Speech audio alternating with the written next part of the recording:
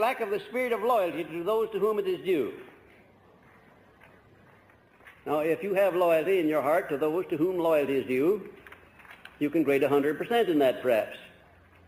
But unless you practice that all the time, you wouldn't grade 100%. You'd grade something lower than that. And incidentally, where you grade yourself anywhere on any of these lower than 50%, put a cross mark there and go back for study of that particular point. If you grade less than 50%, you should have all of these causes of failure at least 50% under control. And if it falls below that, you've reached the danger point. Number 29, the habit of forming opinions not based upon known facts. Now, to the extent to which you do that, give yourself a good grading on that one. And if you grade below 50% on that, begin to work on yourself right away and stop having opinions unless you base them on facts or what you believe to be facts. When I hear anybody expressing an opinion on something that I have reason to believe he knows nothing about, I always think of that story they tell on two men who were discussing Einstein's theory of relativity. And they got into a hot argument about it, and one of them says, "Oh, hell, what does Einstein know about politics anyway in the first place?" Oh, he understood relativity, didn't he? Well, there are people like that, you know, who have opinions about everything in the world. They can run the country better than Eisenhower's running it. They can tell J. Edgar Hoover a few things about his job, and they could always work their friends over and improve them. But if you examine them very carefully, they're not doing too well themselves generally. Number 30, egotism and vanity not under control. Egotism is a wonderful thing, and vanity is a wonderful thing. If you didn't have a little vanity, why, you wouldn't wash your neck or your face or have your hair curled or marcelled or whatever it is the women do to their hair. You have to have a little vanity, a little pride. But you can't have too much, can't you? I think lipstick's a wonderful thing, if it doesn't get on my shirt.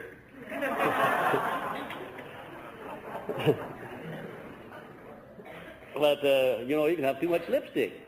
The rouge on the face is a wonderful thing, but you know, nature is a pretty good old hand at painting faces, right, just right. And when I see a 60 or 70-year-old woman painting her face up to look like a 16-year-old, I only know she's just fooling herself and nobody else, because she's certainly not fooling me.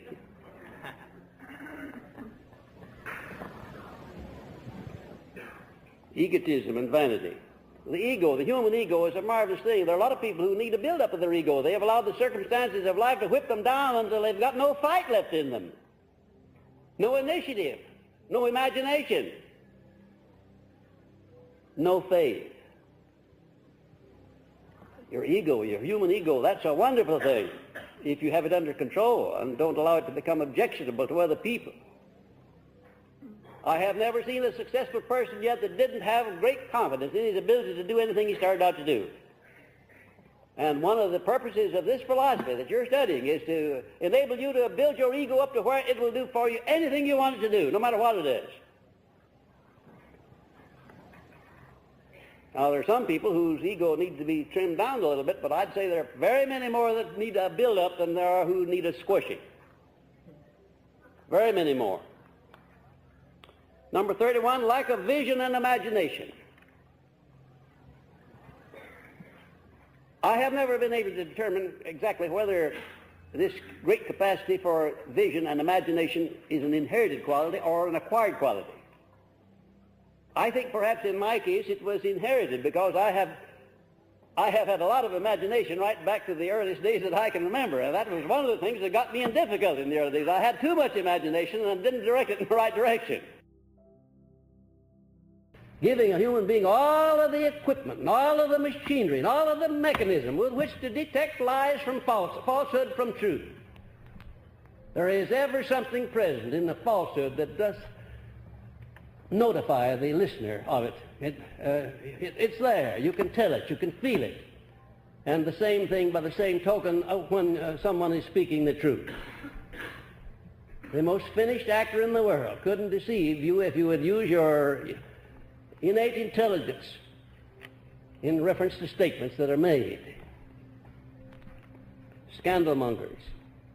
Now, by the same token, when you hear someone overpraised by a doting or loving friend, what about that?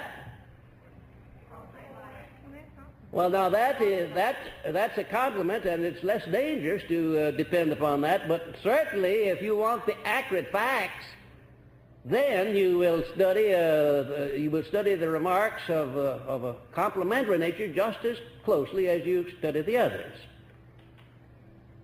For instance, if I send somebody to you for a job, and I send along a letter, a very, very laudatory letter, or get you on the telephone and give you a sales pitch about what a marvelous person this person is, if you're an accurate thinker, you're going to know that I'm rubbing it on pretty thick, and you better be very careful how much of it you accept, that you better do a little outside investigating. Is that right?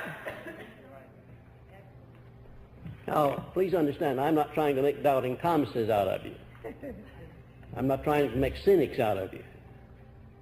But I am trying to bring to your attention the necessity of using this God-given brain that you have with which to think accurately and with which to search for the facts, albeit though when you find the facts they may not be what you're looking for, but there they are. There are a lot of people, you know, who fool themselves, and there's no worse fooling in this world than the fooling that one does for himself. That old Chinese proverb which says, if a man fool me once, shame on the man.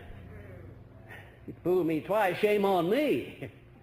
People just never seem to think that, to do a little accurate thinking, a little investigating, you know. And you can't imagine, you'd think that bankers, for instance, would be so shrewd that a confidence man couldn't come in and take them. And I heard one of the most outstanding confidence men in the world, Barney Birch. I don't know what's ever happened to him, but he used to operate here in Chicago. I got acquainted with him once and interviewed him on several occasions. And I asked him what type of men were the easiest victims. Why, he said bankers, because they think they're so damn smart. You know, I'm quoting him. Just what he said. Well, anyhow, you'll not pay too much attention to scandal mongers and gossipers. Wishes often are fathers to facts, and most people have a bad habit of assuming facts to harmonize with their desires. Did you know that? Yeah. Therefore, you have to look in the looking glass when you're searching for this business of locating the person who can do accurate thinking. You've got to put yourself under suspicion a little bit too, haven't you? Because if you wish a thing to be true, oftentimes you'll assume that it is true, and you will act as if it were. If you love a person, you'll overlook his faults. You'll never see his faults if you love him a great deal. But really and truly, we do need to watch ourselves in connection with those whom we admire most until they have proved themselves entirely, because I have admired a great many people who turned out to be very dangerous indeed. As a matter of fact, I think most of my troubles back in my early days came from trusting people too much, letting them use my name. And sometimes they wouldn't use it wisely. That's happened 5 or 6 times in my life. Because I trusted the people. Why did I trust them? Well, because I knew them, and they were nice people, and they said and did the things that I liked. Be careful of the fellow that says and does the things you like, because you're going to overlook his faults. Don't be too hard on the man who steps on your corns and causes you to re-examine yourself. Don't be too hard on him, because he may be the most important friend you ever had in your life. The person who maybe irritates you, but causes you to examine yourself carefully. We all like to meet and associate with people who agree with us. That's human nature. But oftentimes the people, some people that you associate with who agree with you and who are very nice and lovely come to the point where they can take advantage of you, and they do. Now, information is abundant, and most of it is free, but facts have an elusive habit, and generally there is a price attached to them. Certainly the price is painstaking labor in examining them for accuracy. That's the least of the price that you have to pay for facts. And this question, how do you know, is the favorite question of the thinker. When a thinker has here's a statement that he can't accept, immediately he says to the speaker, how do you know? What is your source of information? This business of asking people to identify their source of knowledge, and oftentimes if you have the slightest doubt, if you do that, you put the person right out on a limb. He won't be able to do it. Or if you ask him how he knows, he'll tell you, well, I believe so. Well, now what right have you to believe anything unless it's based upon something, unless you can give some background for it? I believe there's a God.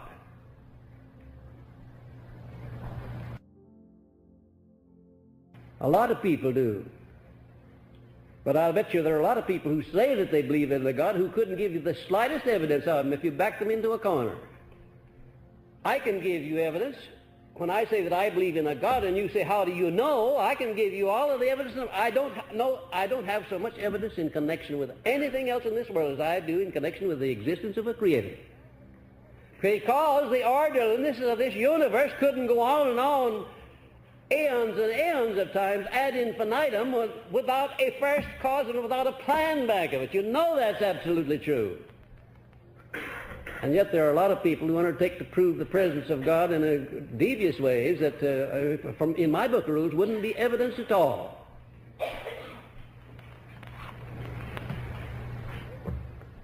Anything that exists, including God, is capable of proof. And where there is no such proof available, it is safe to assume that nothing exists. Now, when no facts are available for the basis of an opinion or a judgment or a plan, turn to logic for guidance. No one has ever seen God, but logic says that he exists of necessity. He has to exist, or we wouldn't be here. We couldn't be here without a first cause, a higher intelligence than ourselves. We couldn't be here.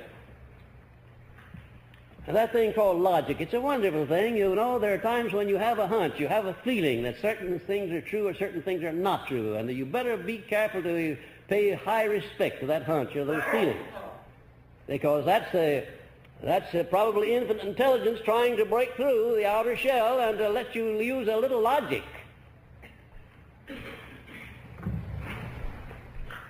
If one of you got up and said, now my definite major aim is to make $1 million this coming year.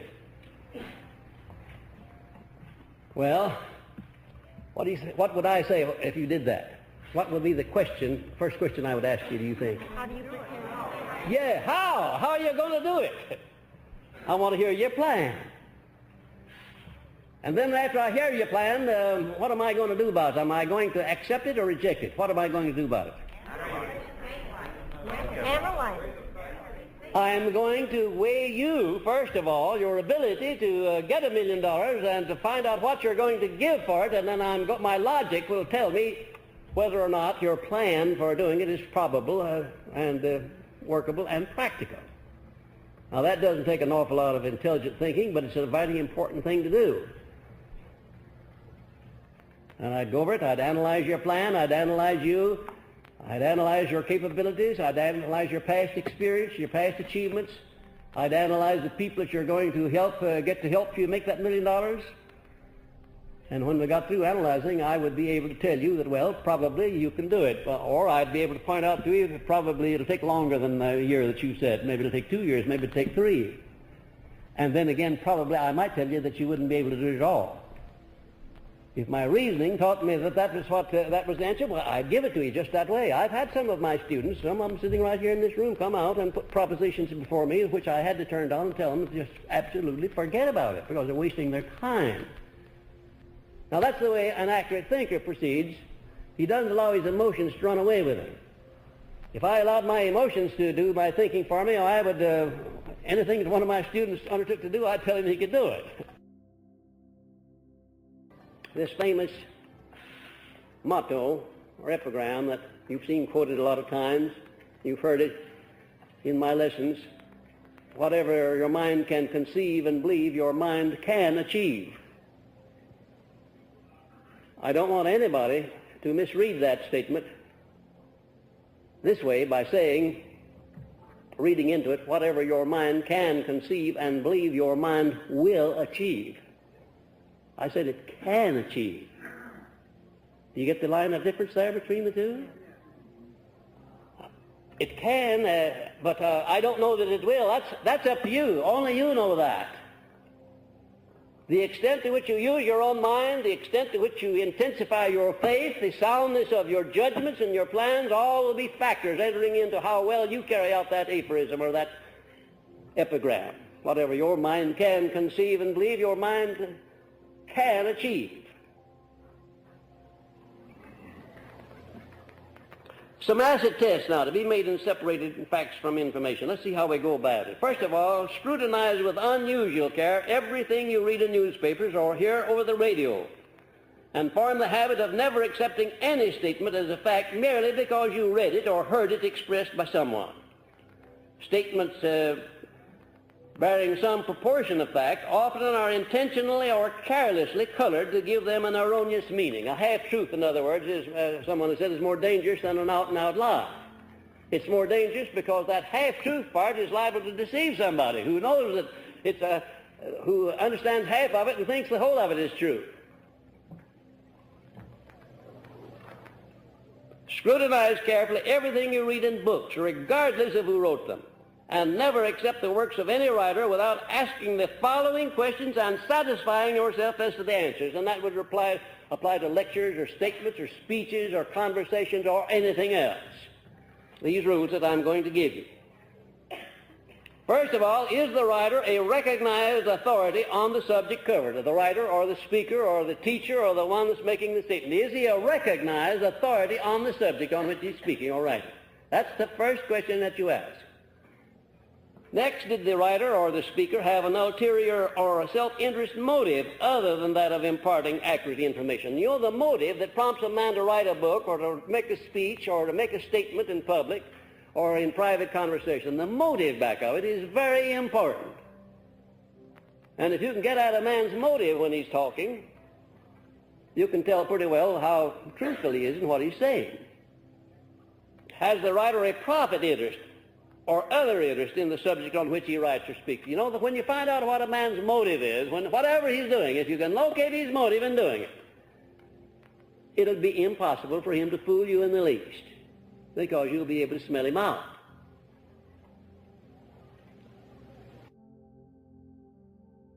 And is the writer a person of sound judgment and not a fanatic on the subject on which he writes? I have seen a lot of people who are overzealous about to the point of fanaticism.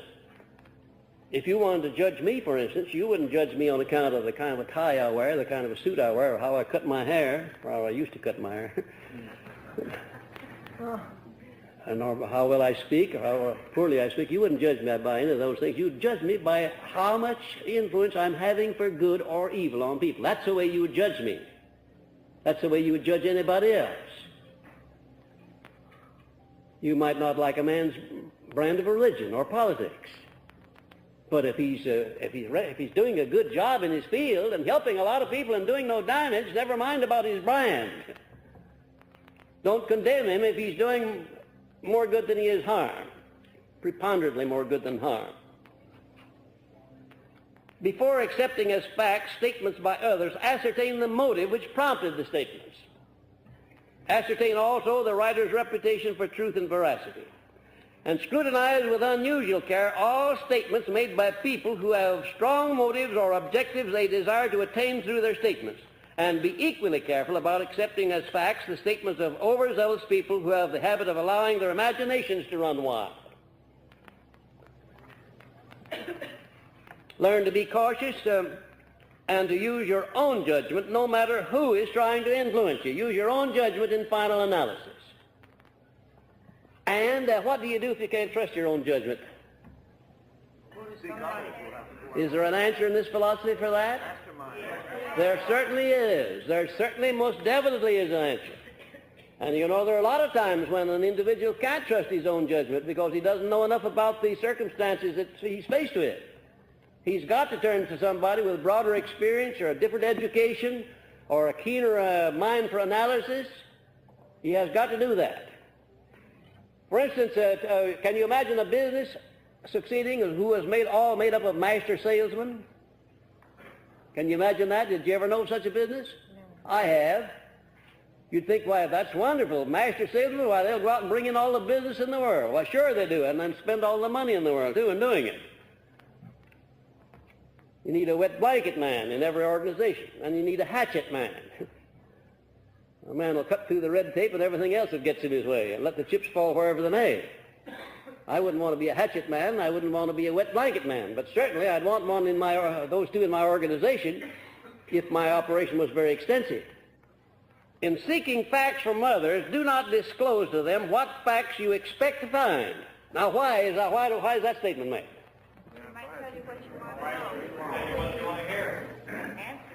If I say to you, by the way, you used to employ John Brown, and he's applied to me for a position. I think he's a wonderful man. What do you think? Well, if he has any faults, I'll certainly not get them with that kind of a question, will I? If I really wanted to find out about John Brown, who used to work for you, how would I go about getting the information? Well, I wouldn't go about getting it from you at all in the first place. I'd have the commercial credit company get an unbiased report on it from you. And you'd probably give out the facts to the credit rating company that you wouldn't give out to me or to anybody else. Surprising how much information you can get if you know the right commercial agency through which to get it. But oftentimes when you go direct for information about a man, unless it's very friendly and favorable, the chances are you won't get the real facts. You'll get a varnished or a watered-down set of facts, don't you know? No, if you ask a man a question and you give him the slightest idea as to what you expect the answer to be, most people are lazy anyway. They don't want to go to too much trouble in explaining. But, well, they'll just give you the answer they know you want, and you're tickled to death, and you go on with it and then fall down on it later on. Science is the art of organizing and classifying facts. That's what science means. And when you wish to make sure you are dealing with facts, seek scientific sources for their testing where possible. Men of science have neither the reason nor the inclination to modify or to change facts nor to misrepresent. Isn't that an astounding thing? They just don't have the reason. Well, if they did, if they had that inclination, they would not be scientists, would they? They'd be pseudoscientists or fakes. And there are a lot of pseudoscientists and fakes in this world, believe you me, who assume to know things that they don't know. Your emotions are not always reliable. As a matter of fact, most of the time they're not reliable. And before being influenced too far by your feelings, give your head a chance to pass judgment on the business at hand. The head is more dependable than the heart, but what makes a good combination?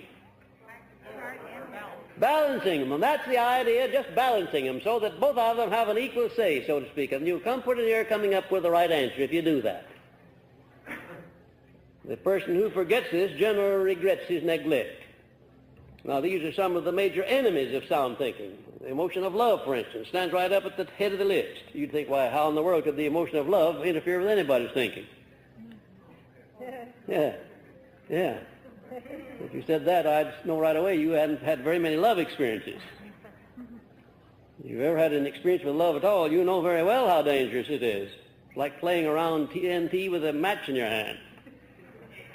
When it starts exploding, it doesn't give any notice. Then hatred and anger and jealousy and fear and revenge and greed and vanity and egotism and the desire for something for nothing and procrastination. All of these are enemies of thinking. You have to be on the lookout for them constantly and to be sure that you're free of them, provided that the thinking at hand is of importance to you and maybe your whole future destiny depends upon your thinking accurately. And isn't it the fact that it does? Doesn't your future destiny depend very largely on your accuracy or your lack of it in your thinking? Of course, if that were not true, then what would be the use of the Creator having given you complete control over your own mind? What good would it be?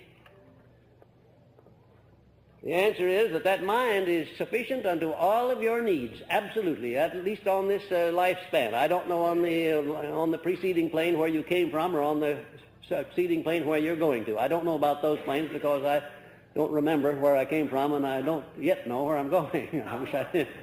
But I know a great deal about where I am now. And I found out a great deal about how to influence my destiny here now so that I get a lot of pleasure out of it, so I get joy, so I give joy, so I make myself useful, and I justify my having passed this way.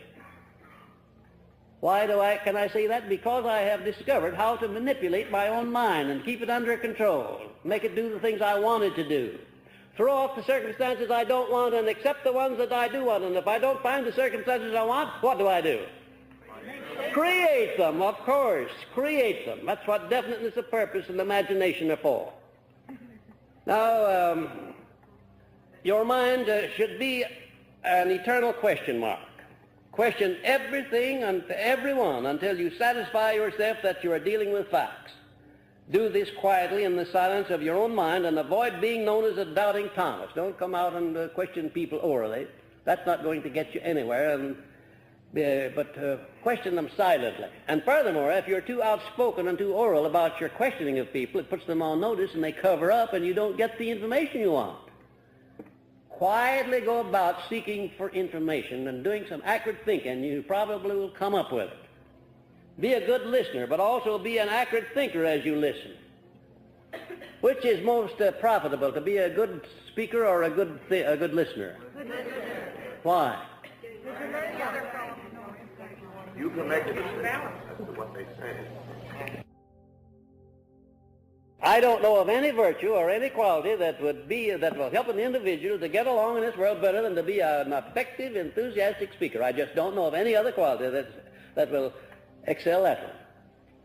And yet, I would follow that statement immediately by saying that it's far more profitable to anybody to be a good listener, an analytical listener, than it is to be a good speaker. Let your mind be an eternal question mark. Now, I don't mean by that you should become a cynic nor a doubting Thomas, but I mean that no matter who you're dealing with, deal with them on the basis of thinking accurately of every relationship that you have. You'll get a lot of satisfaction out of that. You'll also be more successful. And if you're tactful as you go along and diplomatic, you'll have a lot more substantial friends than you have by the old method of snap judgment. Mostly your friends, if you're an accurate thinker, mostly your friends will be friends worth having. Believe you me, they will. Your thinking habits are the results of social heredity and physical heredity. Watch both of these sources carefully, but particularly social heredity. Now, physical heredity, through physical heredity, you get everything that you are physically. The stature of your body, the shape of texture of your skin, color of your eyes and hair, and you're the sum total of all of your ancestors, back farther than you can ever remember or think. And you inherited a little of their good qualities and a little of their bad. And there's nothing you can do about that. That's static. It's fixed at birth. But by far the most important part of what you are is a result of your social heredity, that is your environmental influences, the things that you have allowed to go into your mind and that you've accepted as a part of your character. That's the important thing. Down at the bottom, your conscience was given to you as a guide when all other sources of knowledge and facts have been exhausted. Be careful to use it as a guide and not as a conspirator. Do you know a lot of people who use their consciences as a conspirator instead of a guide? In other words, they so sell their conscience on the idea that what they're doing is right, that the conscience falls in line eventually and becomes a conspirator.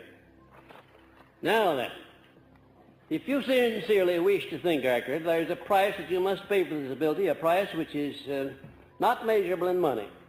And first, you must learn to examine carefully all of your emotional feelings by submitting them to your sense of reason.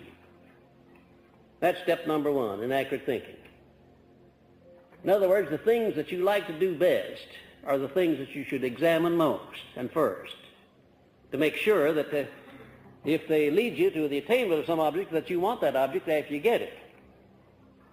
The point I'm making is that the thing that you set your heart upon, be careful about the thing that you set your heart upon, because when you get it, sometimes you find out it's not what you wanted at all. Now, I could multiply that by 1,000 illustrations of men who paid too much for what they got, who wanted something too badly, who tried to get too much of it, did get too much of it, but didn't get peace of mind and balancing of their lives along with it.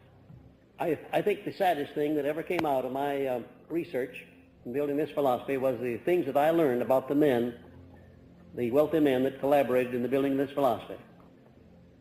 The fact that they didn't get success along with their money was to me a sad thing indeed. They didn't get success because they became too obsessed with the importance of money and power and the power that money would give them.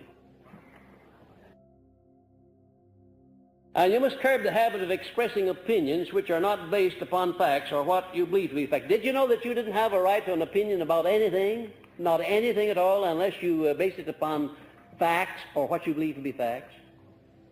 I'll bet you wouldn't admit that that's true. I'll bet you won't admit that that's true, that you have no right whatsoever to have an opinion about anything at any time unless it's based upon what you believe to be facts or actual provable facts. Now, why do I say you don't have a right to it?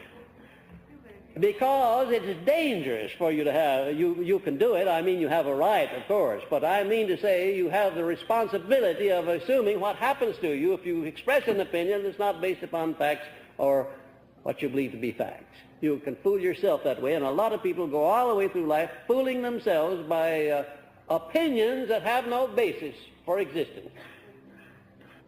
You must master the habit of being influenced by people in any manner whatsoever merely because you like them, or they are related to you, or they may have done you a favor. Now, I know that when you've gone the extra mile, you're going to put a lot of people under obligations to you, and I want you to do that. That's perfectly proper. That's legitimate, to put people under obligations to you by helping people. Now, that's nobody can find any fault with that. But be careful. Be careful in being influenced by people just because they have done you a favor. I'm talking now to the people for whom you've gone the extra mile. And you may be in that position sometimes too, where somebody's put you under obligations to an extent that you don't want to be put under obligations. You must form the habit of examining the motives of people who seek some benefit from or through your influence.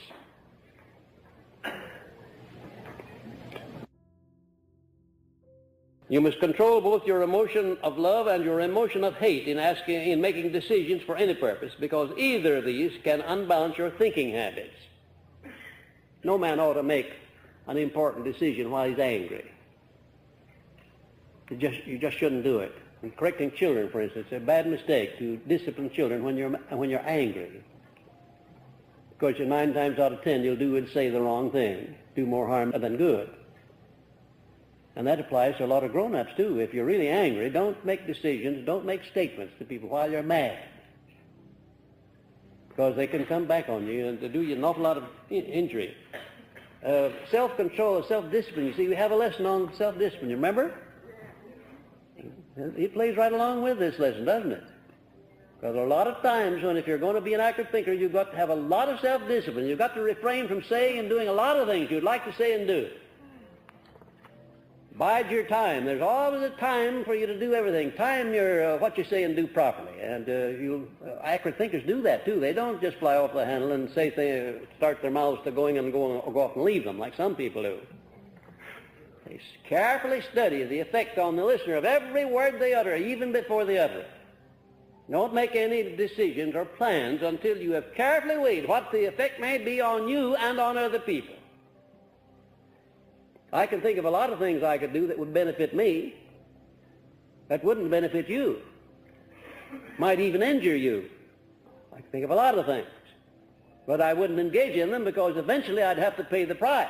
Because whatever you do to or for another person, you do to or for yourself, it comes back to you, greatly multiplied.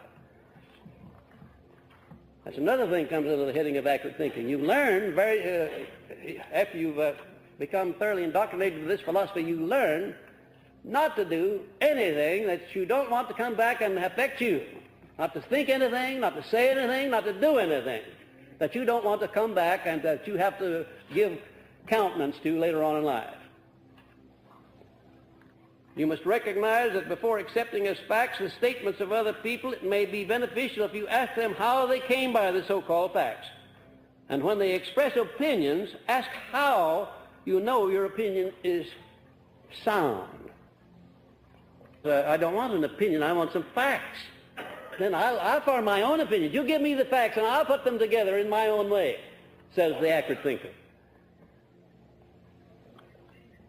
You must learn to examine with extraordinary care all statements of a derogatory nature made by one person against others, because the very nature of such statements brands them as being not without bias, and that's putting it very politely.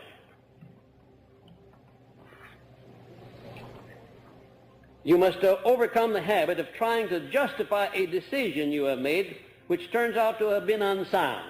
Accurate thinkers just don't do that. They reverse themselves just as quickly as they make decisions if they find they're wrong. Alibis and accurate thinking never are friendly bedfellows. Excuses and alibis and accurate thinking are not friendly bedfellows. I have never seen the person yet that wasn't very adept at creating alibis for his faults and the things that he didn't do that he should have done, the things that didn't do that he shouldn't have done. In other words, most people have a great stock of them, and you don't have to give them very much time before they can fling them together and throw them at you. Good excuses, good alibis, but they don't amount to a thing unless there's something back of them that's sound that you can depend upon. If you're an accurate thinker, you will never use the term "they say" or "I heard." Or accurate thinkers, in repeating things they have heard, first identify the source and attempt to establish its dependability. You know, folks, it's not an easy matter to be an accurate thinker. Have you reached that conclusion already? That's quite a little bit you have to pay in order to have it, but it's worth it, isn't it? It's worth trying. If you're not an accurate thinker, the people are going to take advantage of you. You're not going to get much out of life like you'd like to. You're not going to be satisfied. You'll never be a well-balanced person without accurate thinking. And in order to think accurately, you've got to have a set of rules to go by. And you'll find in this lesson, if you'll go over this lesson and study it carefully, add some notes to it of your own, start now to do some thinking, start to putting into practice tomorrow morning or before that time some of these principles of separating facts from information, and separating the facts themselves into two classes, important and unimportant. If you just make those 4 steps alone, this lesson will very much more than have justified yourself, and this lesson alone could well be worth 1,000 times as much as you have put into the entire course if it teaches you just to do those simple things, to start separating facts from information. Be sure that you're dealing with facts, and then take the facts after you're dealing with them and break them down and throw off the unimportant facts that you've been wasting so much time with heretofore. If there's one thing in the world that people do not like, it's to undergo adversity and unpleasant circumstances and defeat. And yet, if I have evaluated circumstances properly, and if I have taken inventory of the laws of nature properly, it was intended that we all should undergo adversities, defeat, failure, opposition. I still say that people do not like defeat, they do not like adversity, and yet I'm compelled to tell you that had it not been for the adversities that I went through during the early part of my life, I wouldn't be standing here talking to you tonight. I wouldn't have completed this philosophy.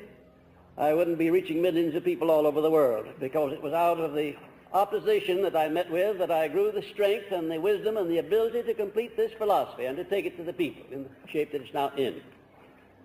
Yet if I were to go back over the past and had my choice, I have no doubt that I'd make it easier for myself, just the same as you would from here on out. We're all inclined to do that, to find the line of least resistance. Did you know that taking the line of least resistance is what makes all rivers and some men crooked? That's right. Yet it's a very common habit for us to do that. We don't want to pay the price of intense effort, no matter what we're doing. We like to have things come the easy way. And the mind is just like any other part, any part of the physical body. It atrophies and withers away and becomes weak through disuse. When you when you meet with problems, circumstances and incidents that force you to do thinking, why, probably that is the finest thing that could happen to you. Because without a motive, you're not going to do very much thinking anyway. There are 40 major reasons or causes of failure. More than twice as many causes of failure as there are principles of success. There are 17 principles of success, some combination of which is responsible for all successful achievement, and more than 40 major causes of failure. And that is not all of them. These are just the major causes. Now, self-examination is one of the most profitable things that you can indulge in, and sometimes you don't want to do it, but it's a very necessary thing for us to know ourselves as we are, especially our weaknesses. In putting out a philosophy of success, it is necessary to tell you the things that you should do in order to succeed, and also the things you should not do. Grade yourself as I go along, as I make comment on each one of them.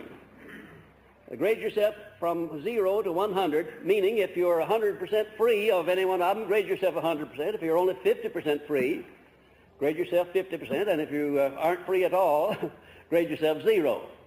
And when you get through, add the total up and divide it by 40, and you'll get your general average then on the control of the things that cause men and women to fail. First of all, on the habit of drifting with circumstances without definite aims or plans. Now, if you don't follow that habit of drifting, if you make decisions quickly, if you lay out plans and follow those plans, if you know exactly where you're going and are on the way, you can grade yourself 100% on that one. But be careful before you put down the grading, because it's the rarest thing in the world that anybody would be able to grade himself 100% on that one. You really have to be organized, and you really have to be prepared if you're going to do that. Number 2, unfavorable physical hereditary foundation at birth. Well, I don't need to make any comment on that. As a matter of fact, that can be or could be a cause of failure. Also, it could be a cause of success. Some of the most successful people I have ever known were handicapped by bad afflictions at birth. Number 3, meddlesome curiosity in connection with other people's business and affairs. Meddlesome curiosity. Now, curiosity is a wonderful thing. If we weren't curious, we'd never learn anything. We'd never investigate. But notice the wording of that, meddlesome curiosity with other people's affairs, something that doesn't really concern you. Of course, none of you would be guilty of that, so you'll grade yourself 100% on that. Or will you? Now, remember, as you grade yourself, go back in your past experiences and determine to what extent you have control of these weaknesses. Number 4, lack of a definite major purpose as a lifetime goal. We've been talking about that one for a long time, about having it. Now we're putting down the lack of it. If you lack it, here's a mighty good place to rate yourself 0. 5, inadequate schooling. Well, you know, one of the most astounding things that I have learned from life is to discover that there is very little relationship between schooling and success. Oh, I hesitated there for a purpose, not because I didn't have something else to say and couldn't remember my lines, but I wanted you to think about that one. Some of the most successful people I have ever known have been people with the least amount of formal education, formal schooling.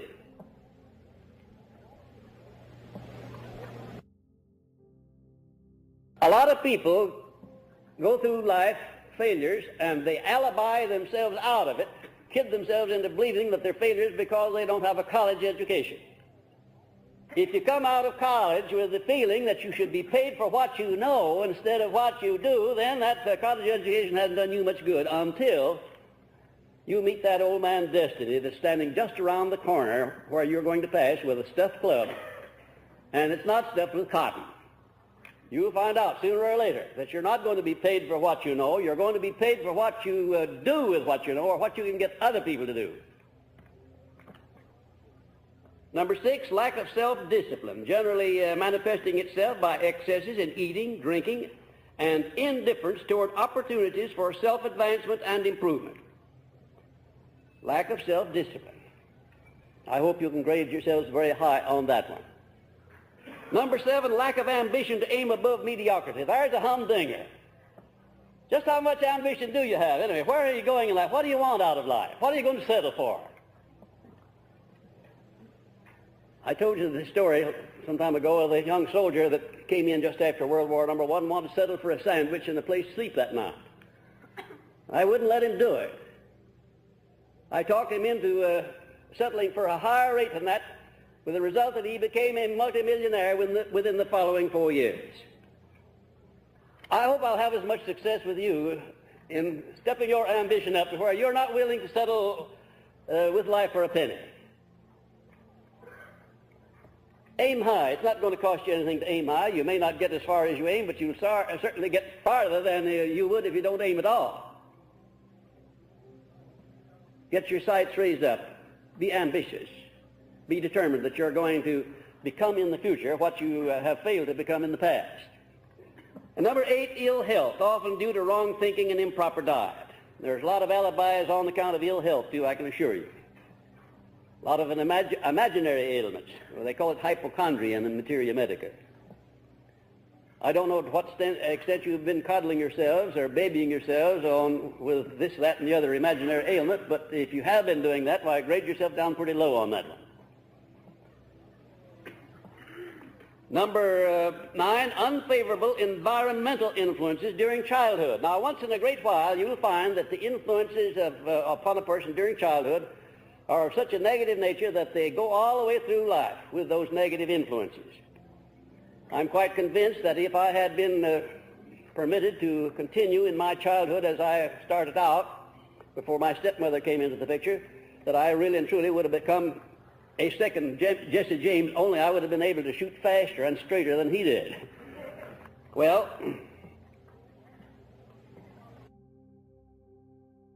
number 10, lack of persistence in following through with one's duties. There's a honey. Lack of persistence in following through with one's duty. What is it that causes people to fail to follow through when they start something? What's the main reason why people do not follow through and do the thing right and to see it's done right? Lack of motive. That's the idea. They don't want to do it badly enough. Believe you me, I'll follow through on anything that I want to follow through on, but if I don't want to follow through, I can find a lot of alibis to keep from doing it. Is it profitable for you to get into the habit of following through when you undertake something, or is it profitable for you to permit yourself to be sidetracked? Well, all right, let's put the question another way. How do you rate on that one? That's the important thing. How do you rate on that one? Do you follow through, or are you easily sidetracked? Are you easily dissuaded from doing a thing when somebody criticizes you? Believe you me, if I had been afraid of criticism, I never would have gotten anywhere in life. I got to the point eventually at which I really courted criticism because it only put the fight in me. And I found out that when that fight was in me, I did a much better job and I carried through better. There are a lot of people in this world who fail because they lack that driving force, don't you know, that causes them to carry through, and especially when the going is hard. No matter what you're doing, you're going to run into that period when the going is hard. If it's a new business, you'll probably need finances that you don't have in the beginning. Or if it's a profession, you'll need clients that you don't have in the beginning. Or if it's a new job, you'll need recognition with your employer that you don't have. You have to earn that recognition. The going is always hard with people in the beginning, and that's why you need this follow-through. Number 11, the habit of a negative mental attitude, the habit of keeping your mind negative all the time. Now, which are you? Preponderantly negative most of the time, or are you preponderantly positive? When you see a donut, what do you see first? Do you see the hole first or the donut? Well, that's fine. You know, when you go to eat a donut, you don't eat the hole, do you? You just eat the donut. But there are a lot of people who, when they come across a problem, they are like the fellow who sees the hole in the donut and growls about it because it took so much of the nice cake out, but do not see the donut itself. Negative mental attitude. What is the result of a person who has the habit of allowing his mind to become negative and remain negative? What happens to that kind of a person? You can't put him in jail for it. You can't sue him for it. A negative mind repels, doesn't it? It repels people. A positive mind attracts. Attracts what? People who harmonize with your mental attitude, your character. That old saying of birds of a feather flock together? Well, negative birds flock to the negative mind, and positive birds flock to the positive mind.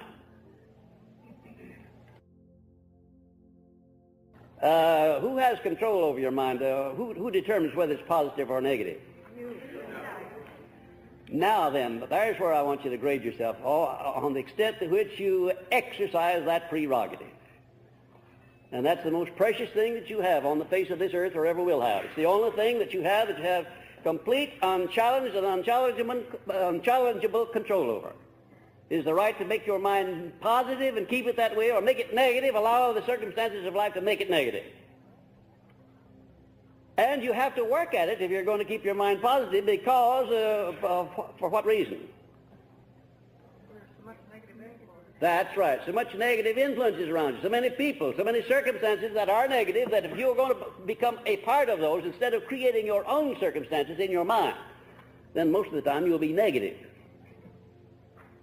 Do you have a very clear concept of what the difference is between a negative mind and a positive mind? Can you picture what happens in the chemistry of the brain when your mind is positive and when it's negative?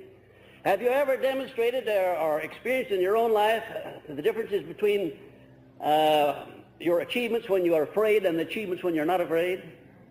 You have. Like in selling or like in doing anything else, in teaching or in lecturing or in writing or anything else. When I first wrote Think and Grow Rich, I wrote it while I was working for President Roosevelt during that bad depression during his first term. And I wrote it in that same negative mental attitude that everybody else was in. In other words, it was forced upon me unconsciously.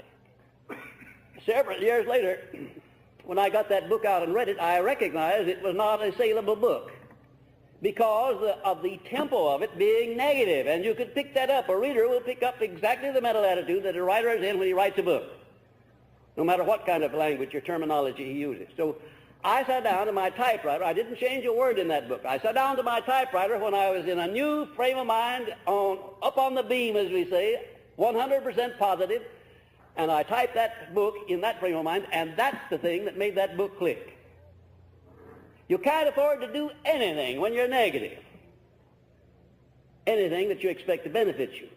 Anything that you expect to influence other people. If you want to get people to cooperate with you, or if you want to sell people something, or if you want to make a good impression upon people, don't come near them until you're in a positive frame of mind. Now, the reason I have emphasized that so much, I want to give you a chance to grade yourself accurately on that one. And in doing that, you will grade yourself on the average state of mind that you maintain, not just on the state of mind at any given time for a short time. I'll tell you a good rule to go by, which will enable you to determine to a large extent whether or not you are more positive than you are negative. Would you like to have that rule? Yes. Observe how you feel when you wake up in the morning and start to get out of bed. And if you're not in a good frame of mind, then I'll tell you right now, it's because of a lot of thought habits that have preceded that hour, the day before perhaps, that have been negative. You can make yourself very ill by allowing your mind to become negative, and it'll reflect itself the next morning in particular. You see, when you come out of sleep, you're just fresh from coming out from under the influence of your subconscious mind. Your conscious mind has been off duty, and it goes back on duty, and it finds a mess there that you've got to clean up, that the subconscious mind has been stirring up all night long. But if you wake up full of joy and you want to get out and get out what you're going to do today, well, the chances are that you've been pretty positive the day before, and maybe several days before.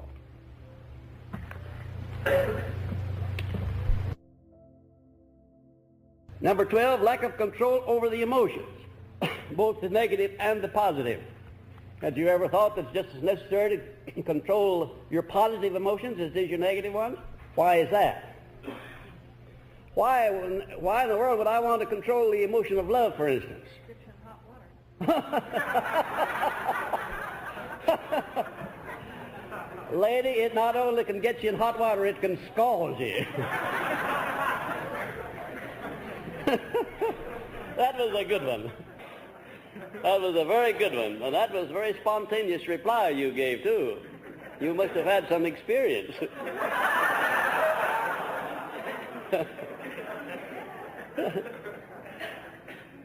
Well, now let's take another emotion. Desire for financial gain, for money, for instance. Do you need to control that? Why? You're not afraid of getting too much, are you?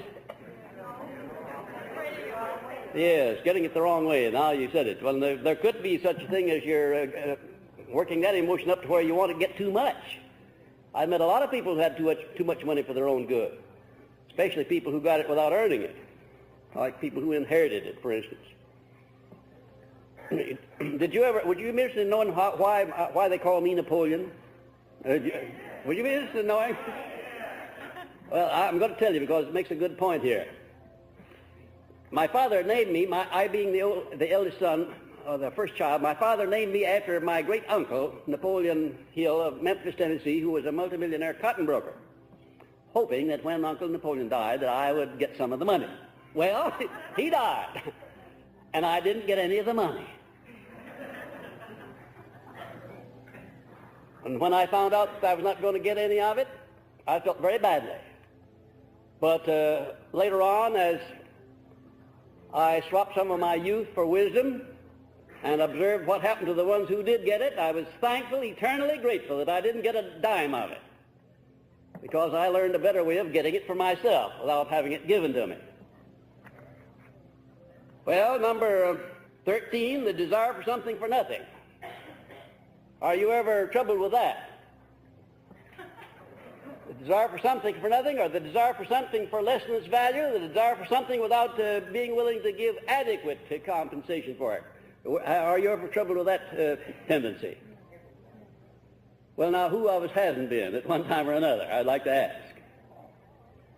But after all, you can have a lot of faults, but what you want to do is to find out what they are and start getting rid of them. That's why we're making this analysis. We're giving you a chance to come face to face and to be trial judge, be defendant, and be prosecutor all at one time, and then you make the decision finally. And if you make it accurately, it'd be far better for you to find your faults than it would be for me to find them for you. Because if you find them, you're not going to spin any alibis, you're going to try to get rid of them.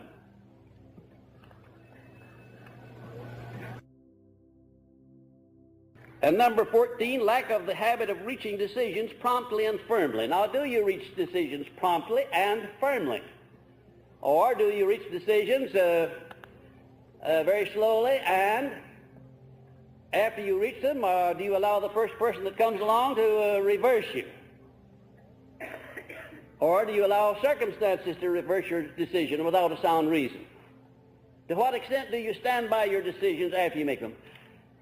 Just under what circumstances would you reverse the decision that you'd made incidentally?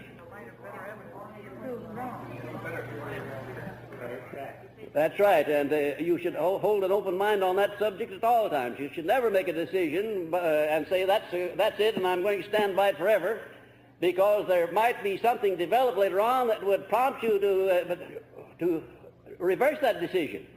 And you know, there are some people who are known as stubborn, who, and once they've made a decision, right or wrong, they die by it.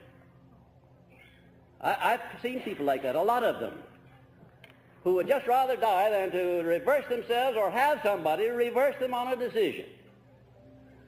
Of course, you're not like that. That is, if you're really indoctrinated with this philosophy, you may have been like that once, but you're not like that now, or you're not going to be like that after tonight. Number 15, one or more of the 7 basic fears. And I'm not going to dwell on them because there are the 7 basic fears, and you can grade yourself on that one at your leisure. You know, this is a wonderful world we're living in, a wonderful life. I'm glad I'm here. I'm glad I'm doing just what I am. And if unpleasant circumstances cross my path, I'm very glad for that too, because I'll find out whether I'm stronger than the circumstances or not. And as long as I can conquer them and go over them, I'm not going to worry about circumstances, about things that oppose me, people that don't like me, people that say mean things about me. I don't worry about that. What I would worry about would be if people said mean things about me and I'd examine myself and found out they were telling the truth. But as long as they're not telling the truth, why, I can stand back and laugh at them, how foolish they are and how much damage they're doing themselves. Now, here's a honey, number 16, the wrong selection of a mate in marriage. Now, don't be too quick to grade yourself on that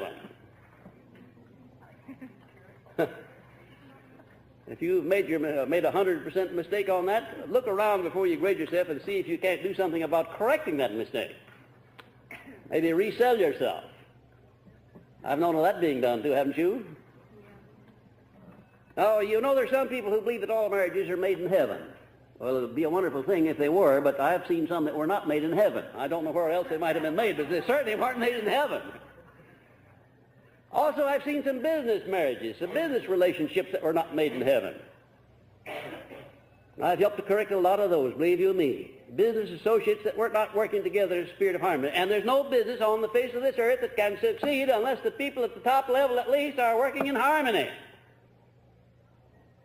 And there's no household or home that can be a joy, a place that you want to go to but worse than you want to come away from it, unless there is harmony at the top. And that harmony starts with loyalty. Loyalty and dependability. And then would come ability after that. That's the way I would evaluate people. If I wanted to select a man or a woman for a high position, the first thing I would look for is to see whether that person was loyal to the people to whom he owed loyalty. If he didn't have loyalty, I wouldn't want him or her on any terms whatsoever. The next thing I would look for would be dependability. Whether or not you can depend upon him to be at the right place at the right time and to do the right thing. And then after that would come ability. I've seen a lot of people who had great ability, but they were not dependable, and they were not loyal, and therefore very dangerous. Number 17, overcaution in business and professional relationships. Have you seen people so cautious that they wouldn't trust their own mother-in-law? Sure you have.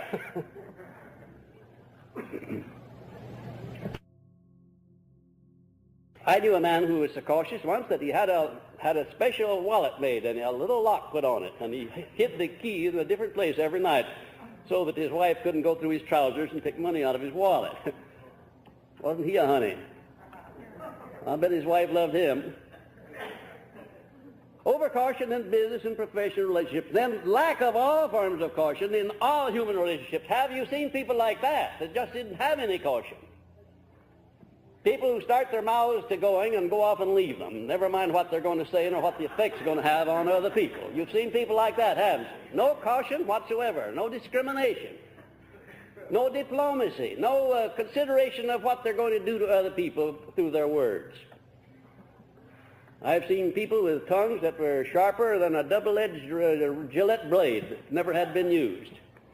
And they start them to cutting and just walk away and leave them. No caution whatsoever. I've seen people who would sign anything that a salesman put in front of them without even reading it. They wouldn't need to read the big type, let alone the little type. Have you seen people like that? Of course, you're not like that. But you know, you can be overcautious and you can be undercautious. What is the happy medium? The happy medium is found in the lesson on accurate thinking, where you examine carefully the things that you're going to do before you do them, not afterward. Where you evaluate your words before you express them, not afterward. Now, you know it's going to be a little bit difficult for you to grade yourselves accurately on this one. I know it is. To be perfectly candid with you, it would be a little bit difficult for me to grade myself accurately on those two, on 17 and 18, because there have been a lot of times in my life when I wasn't cautious at all. I think most of my troubles in my early days came through my trusting too many people. I let somebody come along and flatter me into using the name Napoleon Hill, and he'd go out and flim-flam a lot of people in the name of Napoleon Hill. That's happened several times in my life before I tightened up and became cautious. And that can happen to a lot of people, you know. But on the other hand, I wouldn't want to become so cautious that I didn't trust anybody for anything. You get no joy out of living if you did that. Number 21, lack of concentration of effort. That is divided interest. You split your interest, divide them over your interest over a lot of different things. You know, one person is not strong enough and life is too short to ensure your success unless you learn the art of concentrating everything you've got on one thing at a time and following through on that one thing and doing a good job. And now here's one that's going to be difficult for you to grade yourself on, perhaps. Number 22, lack of a budget control over income and expenditures. Having a systematic way of taking care of your income and your expenditures. Do you know how the average person manages that question of a budget? Well, over his expenditures, that is somewhat controlled by the amount of credit that he can get from other people. That's about the only thing. when the credit shuts down on him, then he more or less slacks off. But until that happens, he runs wild with spending. A good business firm would go bankrupt in a little while if it didn't have a system of control over its income and its expenditures. That's what a controller in an organization is for. They call him a wet blanket usually. Every successful business of any size has to have a wet blanket. A man who controls the assets of the company, keeps them from getting away at the wrong time in the wrong way. And number 24, that's right, you're following. 23 is right. The failure to budget and use time to best advantage. Now, there is the most precious thing that you have. You have 24 hours every day. 8 hours of that you must devote to sleep if you're going to have health, or an average of that much, sometimes a little more, sometimes a little less, but on the average, 8 hours are taken right out. Then another 8 hours to make a living. And then you have another 8 hours of free time. In other words, in America here, as free citizens, you can do anything in the world that you want to with that other 8 hours. You can sin, you can spend, you can establish good habits, you can establish bad habits, you can re-educate yourself in your mind during those 8 hours. But actually, what are you doing with those 8 hours? Now, there's going to be the determining factor as to how you grade yourself on this particular question. How you're budgeting of the use of your time to best advantage. Do you have a system of actually making all of your time count? Of course, you have the first 16 hours are practically taken care of automatically, but the other 8 hours is not taken care of automatically. That's something that you can do pretty much as you want to with. It's flexible. Number 24, lack of controlled enthusiasm. Now, there's a honey, too. Enthusiasm is among the most valuable of the emotions, beyond any question of doubt, provided that you can turn it on and off just like you would water at a spigot or an electric light. Now, if you can turn your enthusiasm on when you want to and then turn it off whenever you want to, then you can grade yourself 100% on that. But lack of the ability to do that would grade you somewhere down the other way, down toward that little zero.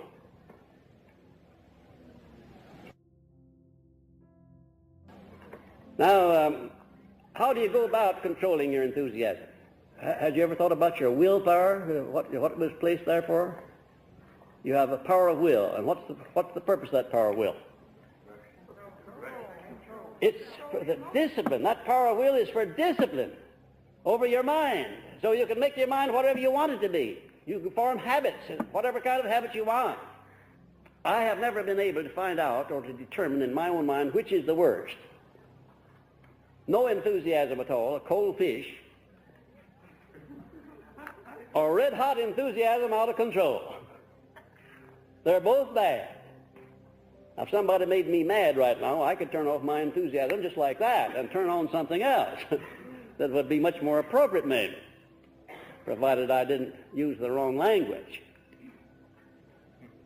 But there has been a time when I could turn on anger much more quickly than I could turn on enthusiasm, and I couldn't turn it off near as easily. That's something you'll have to overcome, too.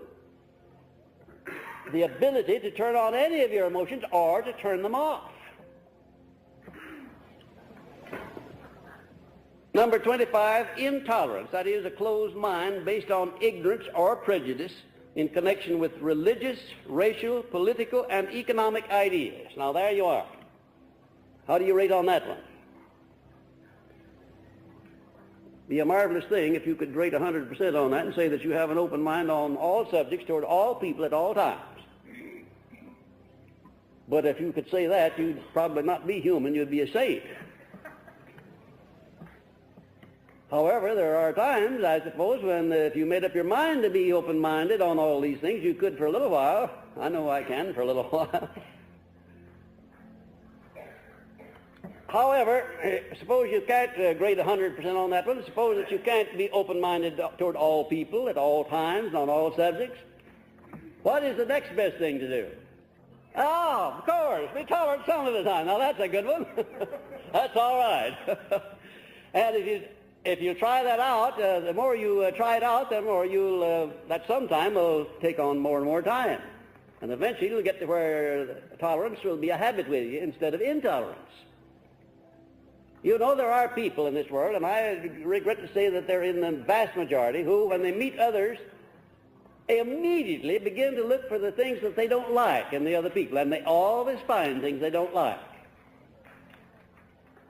Then there's another type of person, and I notice that this other type of person is always much more successful, much more happy, much more welcome when he comes around, who, when he meets a person, whether it's an acquaintance or a stranger, immediately begins not only to look for the things that he likes of that person, but to compliment them, say something about them, or to do something about them, or to indicate that he recognizes good qualities instead of bad ones. I get a great thrill when somebody walks up to me and says, "Napoleon, aren't you Napoleon Hill?" I say, "Yes, I'm Gilly." "Well, I want to tell you, Mr. Hill, how much good I got out of your book." Well, I just thrive on that. I love it. Does me a lot of good. Unless, of course, they rub it on too thick. And you can do that too, you know.